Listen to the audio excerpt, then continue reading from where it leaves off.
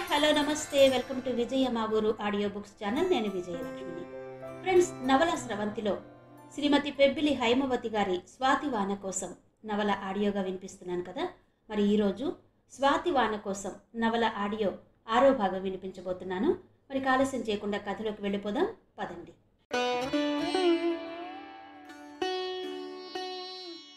తండ్రి చెప్పాడని కాదు గాని జానకి పరిస్థితి చూడడంతోనే శశికిరణ్ మనసు ద్రవించిపోయింది.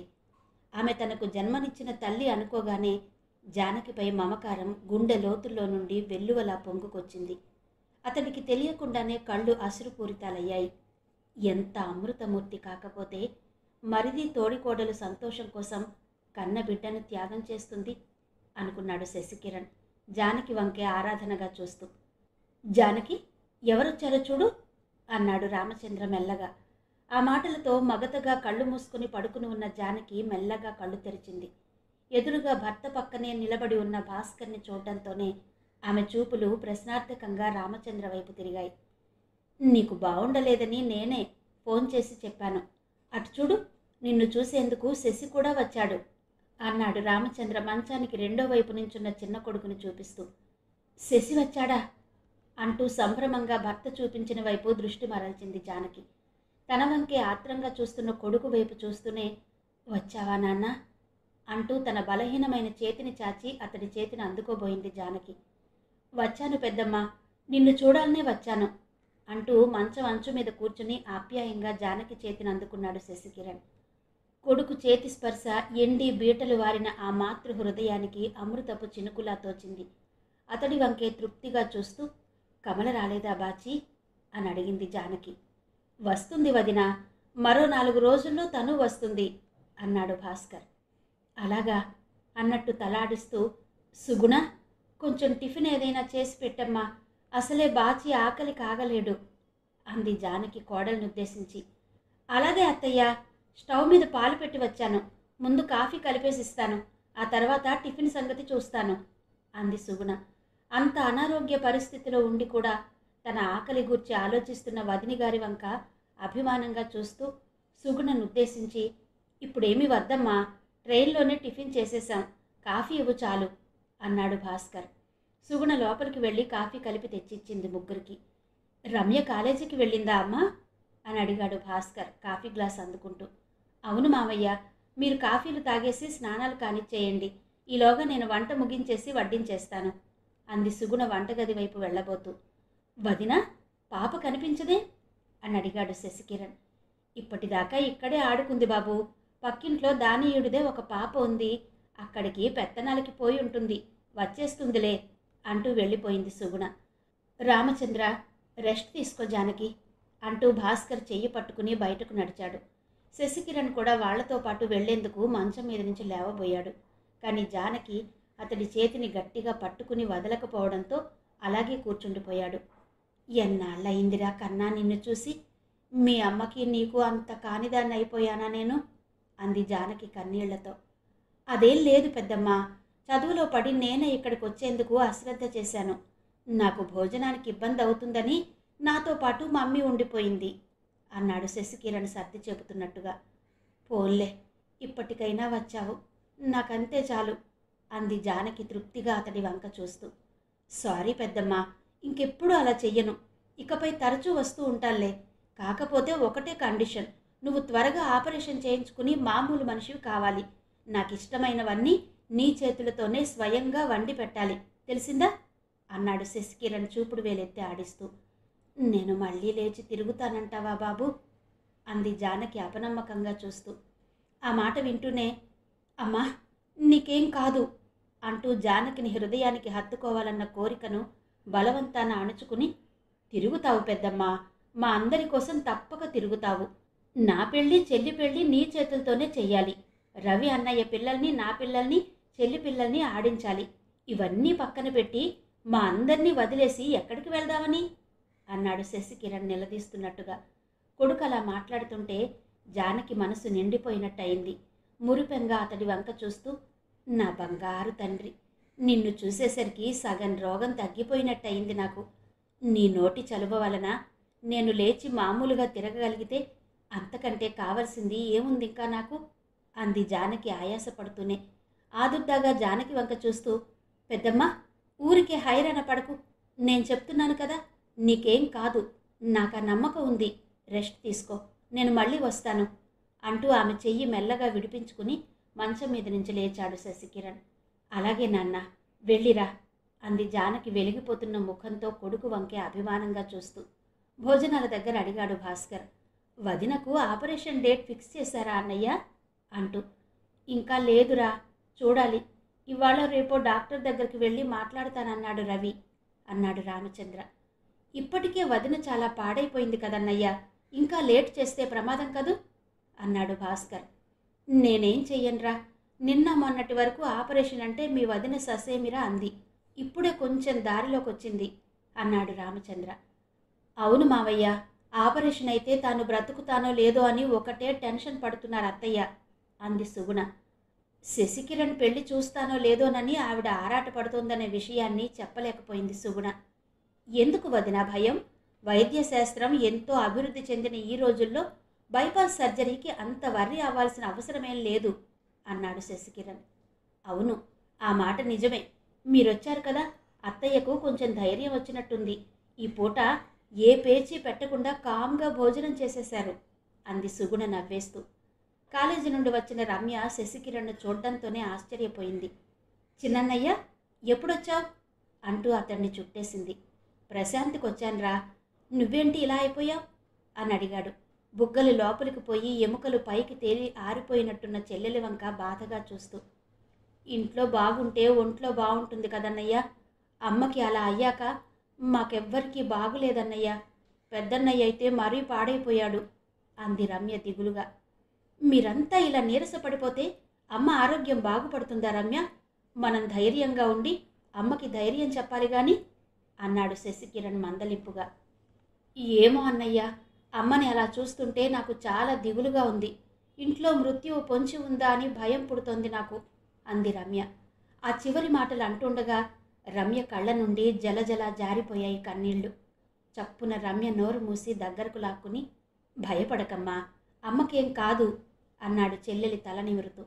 ఆ ఇంట్లో ఒక్కొక్కరిని చూస్తూ ఉంటే అతడి గుండె నీరైపోతోంది. వాళ్ళనలా చూడ్డంతోనే సుగుణ మనసు కూడా భారమైపోయింది. అంతలోనే సర్దుకుంటూ, ఏంటి రమ్య ఇది, ముఖం కడుక్కున్రా, కాఫీ తాగుదూ గాని అంది మందలింపుగా. వెంటనే రమ్య శశి నుండి విడివడి కళ్ళు తుడుచుకుంటూ ఇంట్లోకి నడిచింది. ఆడపడుచు వెళ్లిన వంకే జాలిగా చూస్తూ ఉండిపోయింది సుగుణ. ఇంతలో రవికిరణ్ బైక్ హారన్ మోగిస్తూ వచ్చాడింటికి. బైక్ సౌండ్ వింటూనే, ఆ నాన్నొచ్చాడు నాన్న అంటూ చప్పట్లు కొడుతూ వీధిలోకి పరుగు తీసింది కావ్య. నా బంగారు తల్లి అంటూ కూతుర్ని ముద్దు పెట్టుకుని బైక్ మీద ఎక్కించుకుని వీధిలో ఒక రౌండ్ వేసి వచ్చాడు. అదంతా ముచ్చటగా చూస్తూ వీధి వాకిల్లోనే నుంచున్నాడు శశి. తమ్ముణ్ణి చూసి నవ్వుతూ, ఏరా ఎప్పుడొచ్చావు అంటూ కూతుర్ని కిందకి దింపి బండి స్టాండ్ వేసి లోపలికొచ్చాడు. రమ్య చెప్పిన దాంట్లో ఏమీ అతిశయోక్తి లేదు అనుకున్నాడు. చిక్కిపోయిన అన్నగారిని చూడ్డంతోనే శశికిరణ్. ఆప్యాయంగా తమ్ముడు చెయ్యందుకుని కుశల ప్రశ్నలు వేస్తూ లోపలికి నడిచాడు రవి. అతడి కాళ్ళు చేతులు కడుక్కుని వచ్చేసరికి ముగ్గురికి కాఫీలు తీసుకొచ్చింది సుగుణ. రమ్యకి రవికి చెరో కప్పు ఇచ్చి మూడోది శశికి ఇవ్వబోయింది. నాకెందుకు వదినా కాఫీ, ఇందాకే కదా తాగాను అన్నాడు శశికిరణ్. మరేం పర్వాలేదులే, కొంచెమేగా, తీసుకో అంది సుగుణ. సరే అయితే, ఇంత వద్దు గాని మరో కప్పు తీసుకురా, సగం నువ్వు కూడా తీసుకుందువు గాని అన్నాడు శశికిరణ్. మొత్తానికి భలే వాడివి నువ్వు అని నవ్వుకుంటూ కప్పు తెచ్చేందుకు లోపలికి వెళ్ళింది సుగుణ. కాఫీ తాగుతూ, పిన్ని బాబాయ్ కనిపించరే, బయటికి వెళ్ళారా అని అడిగాడు రవి. మమ్మీ రాలేదన్నయ్యా, డాడీ నేనే వచ్చాము. మమ్మీ 10వ తేదీన వస్తుంది. పెదనాన్నగారు డాడీ కలిసి బయటకు వెళ్ళారు అన్నాడు శశికిరణ్. అలాగా అన్నట్టుగా తల పంకిస్తూ, సుగుణ, అమ్మ మందులు వేసుకుందా అని అడిగాడు రవి. వేసుకుందండి. శశి వచ్చిన దగ్గర నుండి మీ అమ్మగారి ముఖం కళకళలాడిపోతోంది. మందులు వేసుకోవడమే కాదు, పేచీ పెట్టకుండా భోజనం కూడా చేసేశారు అంది సుగుణ ఉత్సాహంగా. అవునా అంటూ ఆప్యాయంగా పక్కనే కూర్చున్న తమ్ముడు వీపు తట్టాడు రవి. రమ్య కాఫీ తాగడం అయిపోయాక కప్పులన్నీ తీసుకుని లోపల పెట్టేసి తల్లి ఉన్న గదిలోకి వెళ్ళింది. అది కాదన్నయ్య, పెద్దమ్మకి ఇంత సుస్థి చేస్తే మాట మాత్రం మాకు చెప్పలేదేమన్నయ్య అన్నాడు శశికిరణ్ బాధగా. దూరంగా ఉన్నారు, కంగారు పడతారని అమ్మే చెప్పనివ్వలేదు. అయినా కానీ ఆగలేక మొన్న నీకు ఫోన్ చేశాను కదా నేను అన్నాడు రవి. ఎప్పుడు? పరిస్థితి పూర్తిగా విషమించాక? అయినా మేమంత పరాయి వాళ్ళం అయిపోయామా మీకు అన్నాడు శశి కంపిస్తున్న స్వరంతో. అలా అనుకురా, కలలో కూడా మేమెవ్వరం అలా అనుకోవడం లేదు. అలా అనుకునే మాటైతే ఇప్పుడు మాత్రం నీకెందుకు ఫోన్ చేస్తాను అన్నాడు రవి ఆరాటంగా చూస్తూ. డాడీ పెదనాన్నగారు ఎంత క్లోజ్గా ఉంటారు, ఆయన కూడా మా దగ్గర విషయం దాచారు. ఇదే నా దగ్గరతనమంటే అన్నాడు శశికిరణ్ నిలదీస్తున్నట్టుగా. నువ్వు అడిగే ప్రశ్నలకు దేనికి నేను జవాబు చెప్పలేనురా. అమ్మ ఆరోగ్యం సగం శారీరకమైతే సగం మానసికమైంది. ఏ రోజు ఎలా ఉంటుందో తెలిసేది కాదు మాకు. కాస్త బాగుంది ఈరోజు అని మేము స్థిమితపడేలోగా మళ్ళీ మొదటికే వచ్చేది పరిస్థితి. అమ్మని హాస్పిటల్కి ఇంటికి తిప్పడంతోనే సరిపోయింది మాకు. ఆ పైన మనీ ప్రాబ్లమ్స్ అంటూ చప్పున మాటలాపేశాడు రవి, నోరు జారినట్టుగా నాలిక కరుచుకుంటూ. మనీ ప్రాబ్లమా? నిజమా? ఆ సంగతి ఎందుకు చెప్పలేదు నాకు? అందుకేనా ఆపరేషన్ డిలే చేస్తున్నది మీరు అన్నాడు శశికిరణ్ ఆందోళనగా రవి వంక చూస్తూ. డబ్బు విషయం తమ్ముడి ముందు మాట జారినందుకు తడబడ్డాడు రవి. అది కాదురా, అమ్మకి అంటూ మాట్లాడేందుకు అవస్థపడుతున్న భర్తని చూస్తే జాలేసింది సుగుణకు. ఎందుకండి ఇంకా శశి దగ్గర దాచాలని చూస్తారు అంటూ మరిది వైపు తిరిగి, అవును శశి, డబ్బుకి చాలా ఇబ్బందిగా ఉంది.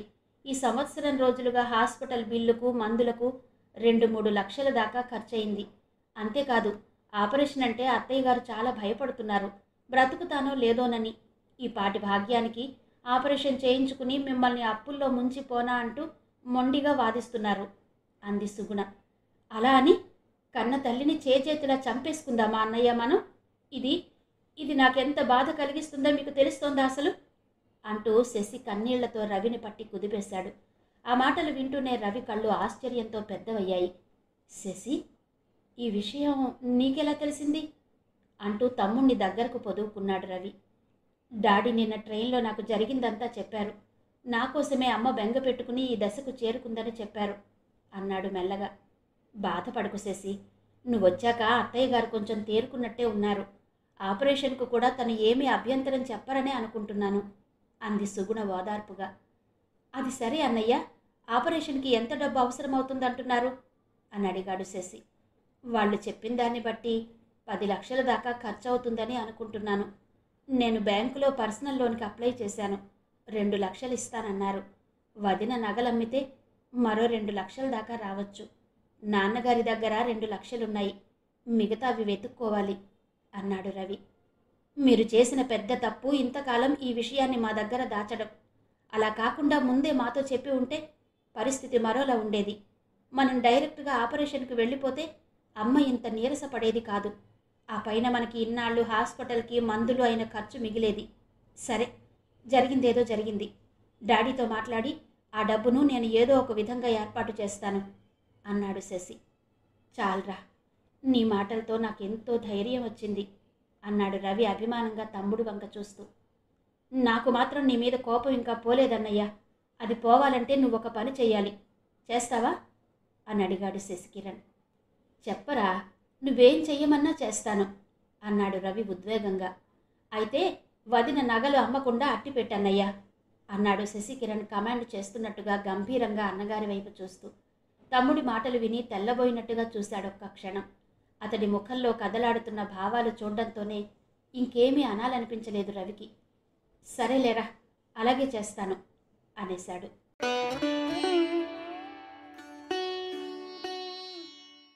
రామకృష్ణ బీచ్ ఎప్పటిలాగే ఎంతో కోలాహలంగా ఉంది. పిల్లలు పెద్దలు అనే తేడా లేకుండా అందరూ ఆ కడలి కెరటాల ముందు పసివారైపోయి కేరింతలు కొడుతున్నారు. లోకంలోని అందము ఆనందము తమ స్వంతమేనన్నట్టుగా పిల్లలు ఆ సముద్రపు అలలతో పోటీ పడుతూ ఉరకలు వేసే ఉత్సాహంతో పరుగులు తీస్తున్నారు. జంటలు జంటలుగా, గుంపులు గుంపులుగా అక్కడికొచ్చిన జనసందోహం ఆ సాగర సౌందర్యాన్ని తిలకించి పులకించిపోతున్నారు. రామచంద్ర, భాస్కర్ బీచ్ ఒడ్డున కట్టిన గట్టు మీద కూర్చున్నారు. వచ్చేపోయే వాళ్లను చూస్తూ కొంచెం సేపు గడిపారు. ఇద్దరికీ మాట్లాడాలనున్నా ఏదో సంకోచం వెనక్కి లాగుతోంది. ఐస్ క్రీం, మురి మసాలా బళ్ళవాళ్లు గంట వాయిస్తూ గట్టు మీద కూర్చున్న వాళ్ల దృష్టిని ఆకర్షించాలని ప్రయత్నిస్తున్నారు. అందులో భాగంగానే, సార్ ఐస్ క్రీం కావాలా, మురి మసాలా ఇమ్మంటారా అంటూ పలకరించసాగారు. తమ్ముడికి ఇష్టమని 2 మురి మసాలాలు కట్టించి తానొకటి తీసుకుని భాస్కర్కి ఒకటి ఇచ్చాడు రామచంద్ర. మసాలా తింటూ, చెప్పన్నయ్యా, ఏదో మాట్లాడాలన్నావు కదా అన్నాడు భాస్కర్. రోడ్డుకు అవతలి వైపు ఉన్న ఎక్కిరాల కృష్ణమాచార్య గారి విగ్రహం వంక తదేకంగా చూస్తూ, అదేరా మీ వదిన ఆపరేషన్ గుర్చి అంటూ ఆగాడు రామచంద్ర. ఏమిటన్నట్టుగా అన్నగారి వంక చూశాడు భాస్కర్. బాచి, నీ దగ్గర దాచేదేముందిరా, డబ్బుకి చాలా ఇబ్బందిగా ఉంది. నా రిటైర్మెంట్ బెనిఫిట్స్లో నుంచి నాన్నగారికి బాగులేనప్పుడు చాలా భాగాన్ని ఖర్చు పెట్టేశాను. మిగతాది ఈ సంవత్సరం రోజులుగా హాస్పిటల్ బిల్లుకు మందులకు ఖర్చయిపోయింది. ఆపరేషన్కి 10 లక్షల దాకా ఖర్చు అవుతుందంటున్నారు. నా దగ్గర 2 లక్షలే మిగిలున్నాయి. రవి పర్సనల్ లోన్ పెట్టి మరో 2 లక్షలు తెస్తానన్నాడు. మిగతాది నువ్వేమైనా సర్దగలవట్రా అన్నాడు రామచంద్ర తమ్ముడి వంక దీనంగా చూస్తూ. అదేంటన్నయ్యా అలా అంటావు? నీ అవసరం నాది కాదా? ఈ సంగతి మొన్న నేను ఫోన్లో అడిగినప్పుడే చెప్పాల్సింది నువ్వు అన్నాడు భాస్కర్ అభిమానంగా అన్నగారి వంక చూస్తూ. మొదట చెప్దామనే అనుకున్నానురా, కానీ ఎందుకనో ఫోన్లో చెప్పలేకపోయాను. రవి మన ఇల్లు తాకట్టు పెట్టి కానీ అమ్మి కానీ ఆపరేషన్ చేయిద్దామంటున్నాడు. కానీ ఇల్లు ఉమ్మడి ఆస్తి కదా, ఎలా అమ్ముతాను? అందుకే ఇల్లు మొత్తం నీ పేరు రాసేద్దాం అనుకుంటున్నాను అన్నాడు రామచంద్ర. అన్నగారి మాటలు వింటూనే భాస్కర్ దెబ్బతిన్నట్టుగా చూస్తూ, ఏంటన్నయ్యా అలా మాట్లాడుతున్నావు? నేనంత పరాయి వాడిని ఎప్పుడయ్యాను నీకు? ఇంట్లో నాకు వాటా ఉందనే మాట నేను కానీ కమల కానీ ఎప్పుడైనా ఎత్తామా? ఇంతకాలం మీరే నా తల్లిదండ్రులు అనుకున్నాను. ఆడపిల్ల పుట్టింటికి వచ్చి వెళ్ళినట్టుగా నేను బ్రతికినంతకాలం ఈ ఇంటికి వచ్చిపోతూ ఉండాలని ఆశపడుతున్నానే తప్ప ఇంటిలో వాటా గురించి నేనెప్పుడూ ఆలోచించలేదు. నేను ఆశించింది కేవలం మీ అందరి ప్రేమానురాగాలనే. వదిన అనారోగ్యం గురించి తెలిసిన దగ్గర నుండి నేనెంత తల్లడిల్లిపోతున్నానో నీకెలా చెప్పను? అసలు నేను మీ పట్ల చాలా బాధ్యతారాహిత్యంగా ప్రవర్తించాను. నాన్నకి అంత జబ్బు చేసింది కదా, కీమోథెరపీకి మందులకు ఎంతో ఖర్చయి ఉంటుంది. నేను నాన్నకి జబ్బుగా ఉందని నువ్వు ఒంటరిగా అవస్థలు పడుతున్నావని ఆలోచించాను. ఆయన పోయినప్పుడు తట్టుకోలేక నిన్ను వదినను పట్టుకుని ఏడ్చానే గాని నాన్న జబ్బుకు చాలా ఖర్చయి ఉంటుంది, అంత డబ్బు అన్నయ్య ఎక్కడి నుండి తేగలడు అని ఈ నిమిషం వరకు నేను ఆలోచించలేదు. నీ దగ్గరకు వస్తే నేను పిల్లాన్ని అయిపోతానే తప్ప బాధ్యత గల వ్యక్తిగా ఎన్నడూ ప్రవర్తించలేదు. ఆ రోజు నేను చేసిన పొరపాటు నా బాధ్యతారాహిత్యమే ఈరోజు నీకిన్ని కష్టాలు తెచ్చిపెట్టిందన్నయ్య. ఇంతవరకు జరిగింది చాలు. ఇకపై ఈ సమస్యలన్నీ నాపై వేసి నువ్వు నిశ్చింతగా ఉండు అన్నాడు భాస్కర్ ఉద్వేగంగా. అది కాదురా బాచి, 1-2 రూపాయలు కాదు, 6 లక్షలు, అంత అమౌంట్ అంటున్న రామచంద్రని మధ్యలోనే ఆపేశాడు భాస్కర్. చాలన్నయ్య, ఇంకేమీ మాట్లాడకు. నా ఈ జీవితం మీరు పెట్టిన భిక్ష. ఇవాళ నేనింత ఉన్నతమైన స్థాయిలో ఉన్నానంటే దానికి కారణం నువ్వు వదినే కదా. నా ఉన్నతికి నీతో పాటు సమానంగా కష్టపడిన వదినకు ఏమిచ్చి రుణం తీర్చుకోను? వదిన ఎప్పుడూ చెప్తుండేది కదా, నేనే మీ పెద్ద కొడుకునని. పెద్ద కొడుకు హోదాతోనే చెబుతున్నాను. ఆపరేషన్ సంగతి నాకు వదిలిపెట్టమని. రేపు రవితో చెప్పేయ్, వాడిని లోన్ తీసుకోవద్దని. ఇంకేం మాట్లాడినా నా మీద ఒట్టే అంటూ రామచంద్ర చెయ్యి తీసి తన తల మీద పెట్టుకున్నాడు భాస్కర్. బాచి, ఏంట్రా ఇది అంటూ ఆదుర్దాగా తమ్ముడి చేతులు పట్టుకున్నాడు రామచంద్ర. అదంతే, నా మాటకు తిరుగులేదు అన్నాడు భాస్కర్. తమ్ముడికి తనపై గల ప్రేమను చూసి రామచంద్ర మనసు ఆనందంతో నిండిపోయింది. మాటలు కూడా తీసుకుంటూ, బాచి, ఇన్ని రోజులుగా నేను పడుతున్న బాధంతా నీ మాటల వలన చేత్తో తీసేసినట్టయిందిరా. ఎందుకురా ఇలా ఒట్టు పెట్టావు అంటున్న రామచంద్ర కళ్ళు ఆనందమో దుఃఖమో తెలియనట్టుగా వర్షించాయి. అది చూసి, ఏంటన్నయ్యా, ఎందుకు బాధపడుతున్నావు? నాకు తెలియకుండానే నా మాటలతో నిన్ను నొప్పించానా అన్నాడు భాస్కర్ ఆదుర్దాగా. లేదురా, నీ మాటలు నాకెంతో బలాన్ని చేకూర్చాయి. నువ్వింకా నా చిటికెన వేలు పట్టుకుని ఈ బీచ్ రోడ్ల మీద నా వెంట నడిచిన పసివాడిలాగే కనిపిస్తున్నావు. రవితో పాటు నిన్ను సమానంగానే భావించాను తప్ప మరోలా అనుకోలేదు. అందుకే ఏ బరువు బాధ్యతలు నీకు పంచాలనుకోలేదు. ఇప్పుడు నీ బాధ చూసా కనిపించింది నేను తప్పు చేశానని. అయితే కొంచెం గర్వంగా కూడా ఉందిరా. నా ఒడిలో కూర్చుని ఆలుదిద్దిన పసివాడు ఈరోజు నా తప్పులను సవరించేంత పెద్దవాడయ్యాడని అన్నాడు రామచంద్ర అభిమానంగా తమ్ముడి వంక చూస్తూ. అంత మాట అనకన్నయ్యా, నేనెప్పుడూ నీ ముందు పసివాడిగానే ఉండిపోవాలని కోరుకుంటున్నాను అన్నాడు భాస్కర్ ఆత్మీయంగా అన్నగారి వంక చూస్తూ. పద, చాలా టైం అయింది, ఇంటి దగ్గర మన కోసం చూస్తూ ఉంటారు అంటూ లేచాడు రామచంద్ర. అవును, వెళదాం పద, ఈసరికి రవి కూడా ఇంటికొచ్చుంటాడు, వాడిని చూసి చాలా కాలమైంది అన్నాడు భాస్కర్ తాను కూడా లేస్తూ. రామచంద్ర ఆటో కోసం చూస్తూ ఉండగా అతడి సెల్ మోగింది. తీసి చూశాడు, ఎవరై ఉంటారా అని. హరిప్రసాద్ నెంబర్ కనిపించడంతో టాక్ బటన్ నొక్కి చెప్పు హరి అన్నాడు రామచంద్ర. బావా, ఎక్కడున్నారు మీరు అని అడిగాడు హరిప్రసాద్ అటు నుండి. నేను బాచి బీచ్లో ఉన్నాము, ఇప్పుడే ఇంటికి బయలుదేరుతున్నాం, ఏంటి విషయం అని అడిగాడు రామచంద్ర. బాచి వచ్చాడా, బాగున్నాడా అని కొంచెం ఆగి, ఏం లేదు బావా, మీతో ఒక విషయం మాట్లాడదామని అంటూ సంకోచంగా ఆగిపోయాడు హరిప్రసాద్. అతడికి రామచంద్ర అంటే చిన్నప్పటి నుండి ఒక రకమైన బెరుకే. ఇంత పెద్దవాడైనా ఆ బెరుకు మాత్రం తగ్గలేదు. చెప్పు, పర్వాలేదు అన్నాడు రామచంద్ర. మీరేమీ అనుకోనంటే ఒక మాట బావా, అసలు ఈ విషయం నేనే స్వయంగా వచ్చి మీతో మాట్లాడదామనుకున్నాను, కానీ బ్యాంకులో పని ఒత్తిడి వలన కుదిరింది కాదు. అక్క ఆపరేషన్కి డబ్బు ఏమైనా కావాలంటే చెప్పండి బావా, నేను సర్దుతాను అన్నాడు హరిప్రసాద్ మెల్లగా. అతడు బెదురుతూ అడిగిన తీరు చూసి నవ్వేశాడు రామచంద్ర. భలే వాడివే, ఆ మాట అడగడానికి అంత భయపడతావెందుకు? అయినా ఇప్పుడేమీ అవసరం లేదులే, బాచి సర్దుతానన్నాడు అన్నాడు రామచంద్ర. అదేంటి బావా అలా అనేశారు? బాచి దగ్గర తీసుకుంటారు కానీ నా దగ్గర తీసుకోరా అన్నాడు నిష్ఠూరంగా హరిప్రసాద్.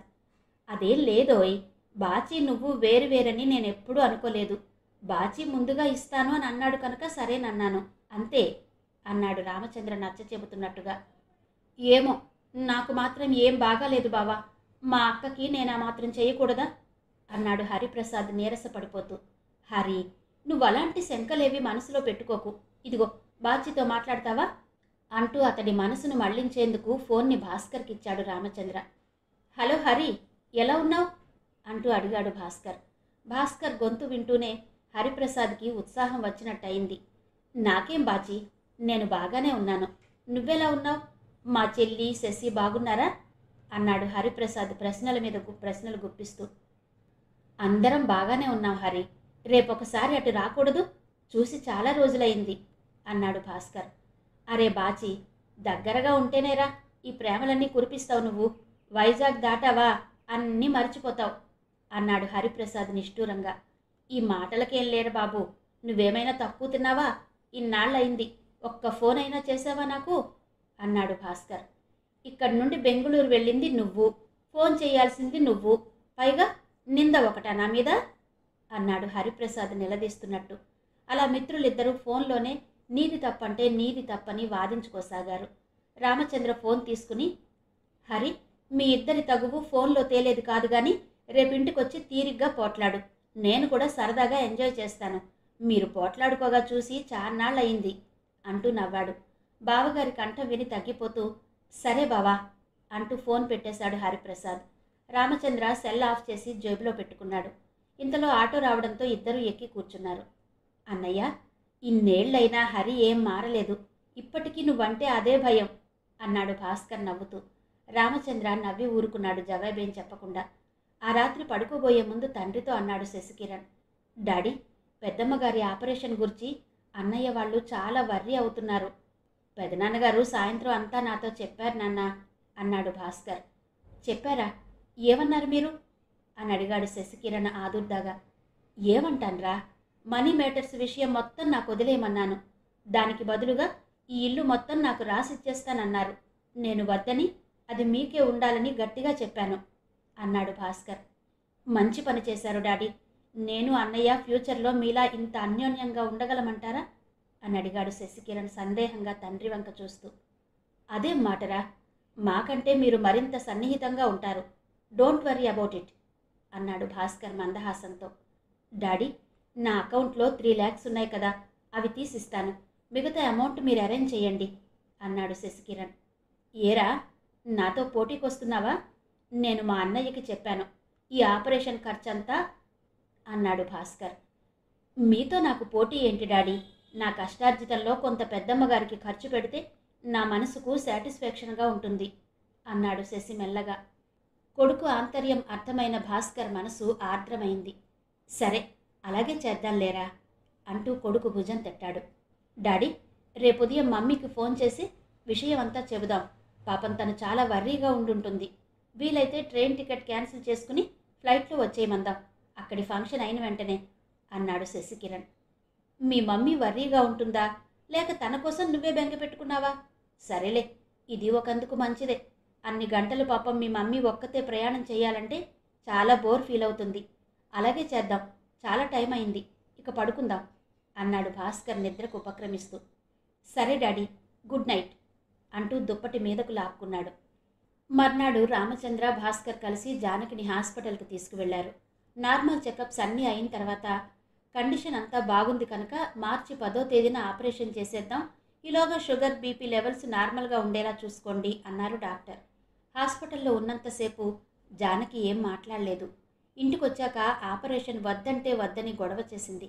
ఎవరెంత చెప్పినా జానకి ఆ పూట భోజనం చేయలేదు.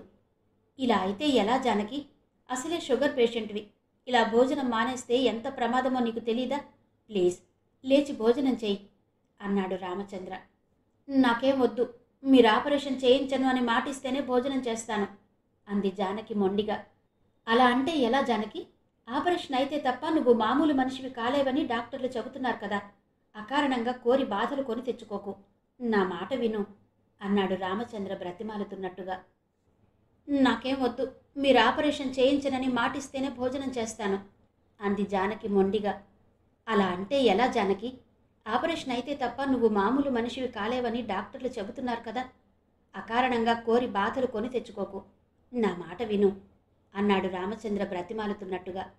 ఏం కాదు, ఆపరేషన్ చేస్తే నేను బ్రతుకుతాను అనే నమ్మకం నాకు లేదు. ఎన్నాళ్ళు బ్రతికితే అన్నాళ్ళు నన్ను ఇలా ఉండనివ్వండి అంది జానకి కళ్ళ నీళ్లతో చేతులెత్తి నమస్కరిస్తూ. భాస్కర్, రవి, సుగుణ ఎంతో నచ్చ చెప్పాలని ప్రయత్నించారు. కానీ జానకి పట్టిన పట్టు విడిచిపెట్టలేదు. చివరికి రమ్య జానకి పాదాలు పట్టుకుని, అమ్మా, నా కోసమైనా అన్నం తినమ్మా, నువ్వు ఆపరేషన్ చేయించుకుంటే తప్పకుండా బ్రతుకుతావు. నువ్వు ఇలా ఉంటే నాకేం బాగుండదు, నువ్వు లేకుండా నేను ఎలా ఉండాలమ్మా అంటూ వెక్కి వెక్కి ఏడ్చింది. కూతురి ఏడుపు చూడడంతోనే జానకి మనసు ద్రవించిపోయింది.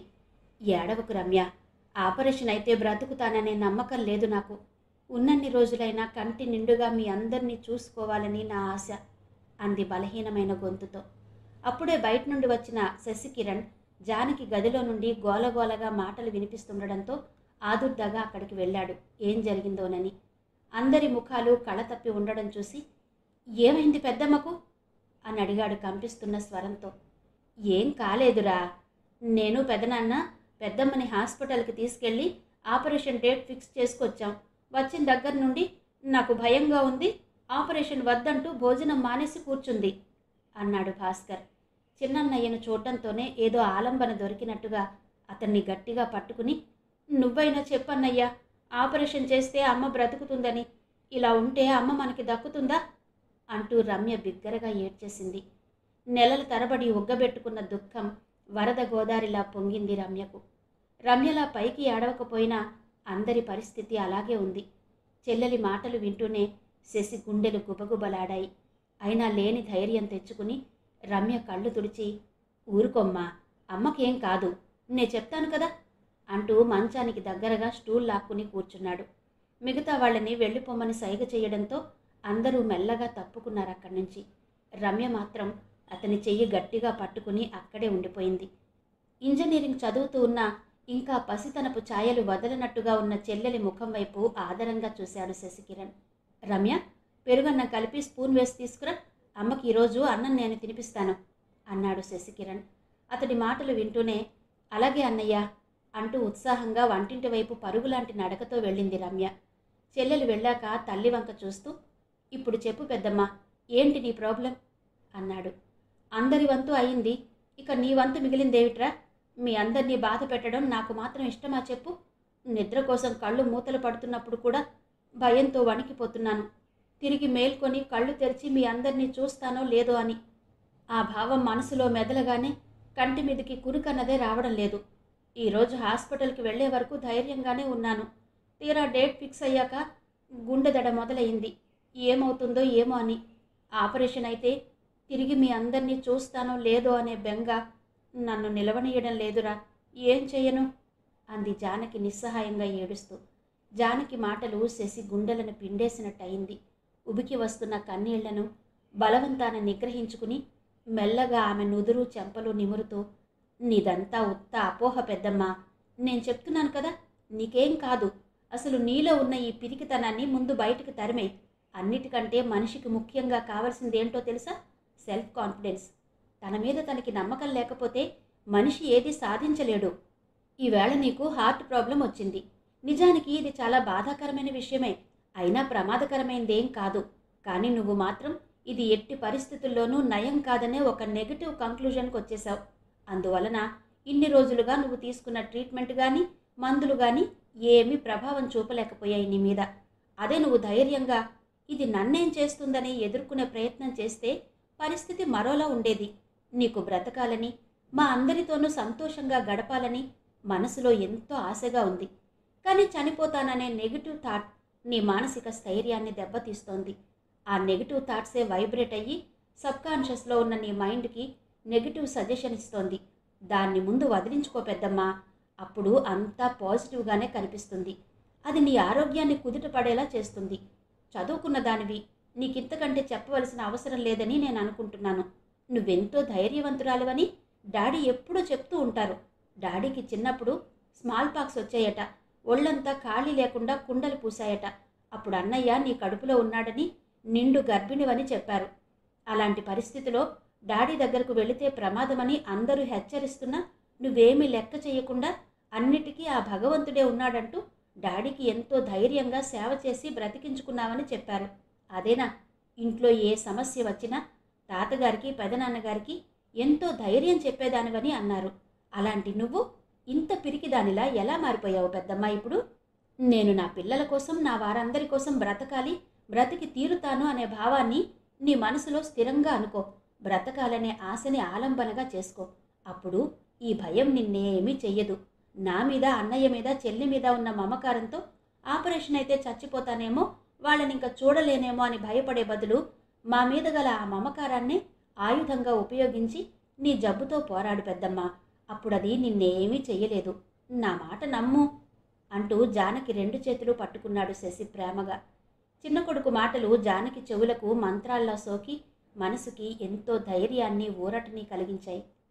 ఒక్కో పలుకు అమృతపు గుళికలా ఆమెలో బ్రతకాలనే కాంక్షను రేకెత్తించాయి. శశి, నువ్వు చెప్తుంటే నాకేదో తెలియని ధైర్యం వస్తోందిరా. ఇది ఆపరేషన్ వల్ల ఎక్కే వరకు ఉంటుందంటావా? అంది జానకి అనుమానంగా. తల్లి మాటల్లో వచ్చిన మార్పు అతడికి ఎంతో ఆనందాన్నిచ్చింది.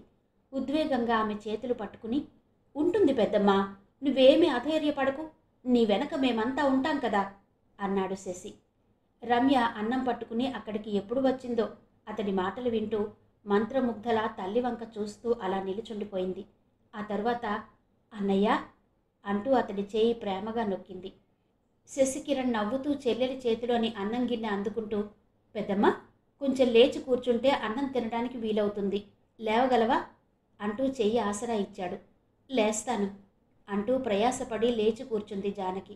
మెల్లగా అంటూ మంచం దండానికి గోడకి కలిపి దీంట్లో ఆనించి జానకిని కూర్చోబెట్టి స్పూన్తో అన్నం తినిపించసాగాడు.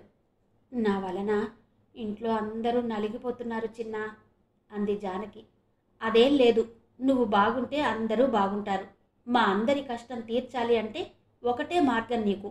నువ్వు తొందరగా కోలుకొని ఎప్పట్లాగే మా అందరికీ అన్నీ చేసి పెట్టాలి, తెలిసిందా అన్నాడు నవ్వుతూ శశికిరణ్. ఏమో, అంతా భగవంతుడి దయ అంటూ 2 చేతులు జోడించింది జానకి పైకి చూస్తూ. జానకి భోజనం అయ్యాక నాప్కిన్ అంచు తడిపి మూతి తుడిచింది రమ్య. ఆ తర్వాత ఉత్సాహంగా తన చిన్నన్నయ్య తల్లితో మాట్లాడిన తీరు గురించి వర్ణించి చెబుతూ ఉంటే అందరూ ఎంతో ఆసక్తిగా విన్నారు. ఆ పూట అంతా ఎంతో స్థిమితంగా భోజనం చేశారు. చాలా రోజుల తర్వాత అందరి ముఖాల్లోనూ ఒక రకమైన నిశ్చింత కనిపించింది ఆ రోజు.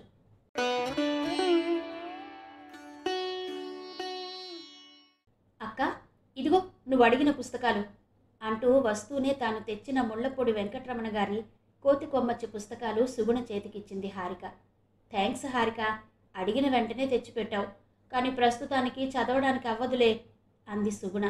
అదే అంత బిజీనా అంది హారిక. అవును, అత్తయ్య గారికి ఆపరేషన్ డేట్ ఫిక్స్ చేశారు. రేపు 10వ తేదీన ఆపరేషన్ అంది సుగుణ. అవునా? పోన్లే, నాన్నగారు కూడా చాలా వర్రీ అవుతున్నారు అత్తయ్య ఆరోగ్యం గురించి. ఈ మాట విని కొంచెం స్థిమిత పడతారులే అంది హారిక. అవునా? మా అందరికీ కూడా అలాగే ఉంది హారిక. ఆపరేషన్కి అత్తయ్య గారు అస్సలు ఒప్పుకోలేదు. శశి గట్టిగా చెప్పిన మీదట అంగీకరించారు అంది సుగుణ. అవునా? అయితే శశిబావ దగ్గర చాలా టాలెంట్ ఉందన్నమాట. ఏడీ కనిపించడు, ఇంట్లో లేడా అని అడిగింది హారిక చుట్టూ చూస్తూ. ఏదో బ్యాంకు పని ఉందంటూ బయటకు వెళ్ళాడు అంది సుగుణ. వాళ్ళు మాటల్లో ఉండగానే బయటకు వెళ్ళిన భాస్కర్, శశికిరణ్ వచ్చేశారు. వాళ్ళని చూడ్డంతోనే హారిక లేచి నిలబడుతూ, బాగున్నారా మామయ్య అంటూ పలకరించింది. బాగున్నానమ్మా, నువ్వు అంటూ ప్రశ్నార్థకంగా చూశాడు భాస్కర్ హారిక వంక. నేను హరిప్రసాద్ గారి అమ్మాయిని మామయ్య అంది హారిక తనని తాను పరిచయం చేసుకుంటూ. ఓ, నువ్వు మా హరి కూతురివా? ఎంత పెద్దదానివైపోయావు. ఎప్పుడో రవి పెళ్లిలో చూశాను, గుర్తుపట్టలేకపోయాను. ఏమీ అనుకోకమ్మా, అమ్మా నాన్న బాగున్నారా అని కుశల ప్రశ్నలు వేశాడు భాస్కర్. బాగున్నారు మామయ్య అంది హారిక వినయంగా. శశికిరణ్ ఆమెను చూస్తూనే, ఈ అమ్మాయేనా హారిక? ఇప్పుడిప్పుడే రేకు విచ్చుకుంటున్న గులాబీలా ఎంత స్నిగ్ధంగా ఉంది అనుకున్నాడు కన్నార్పకుండా హారికనే చూస్తూ.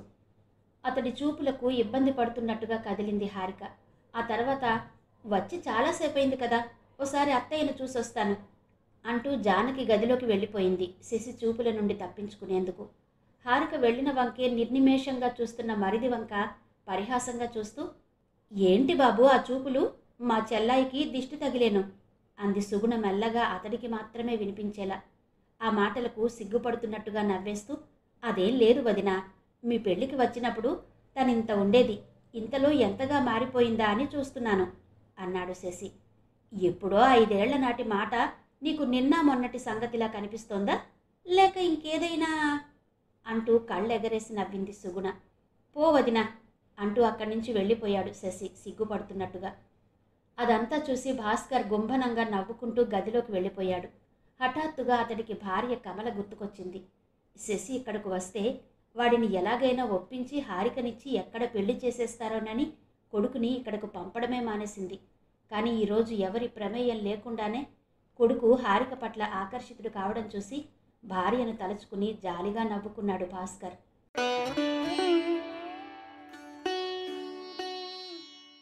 స్వాతివాన కోసం శ్రీమతి పెబ్బిలి హైమవతి గారి నవల ఆడియో 6వ భాగం విన్నారు కదా. మిగిలిన కథ తర్వాతి భాగాల్లో వినిపిస్తాను. అంతవరకు సెలవు. నమస్తే.